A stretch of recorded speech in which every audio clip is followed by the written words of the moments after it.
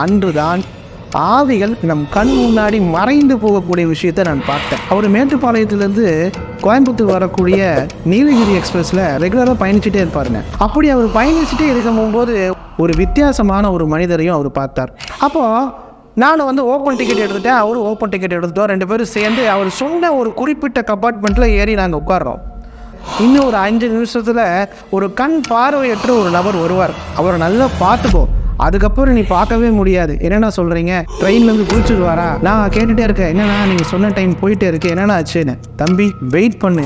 டக்குன்னு என் மேலே இப்படி கையை வச்சு, தம்பி கொஞ்சம் சைலண்ட் ஆயிரு, அங்கே பார் ஆள் வருது பார் அப்படின்னா நார்மலாக தான் இருக்குங்க.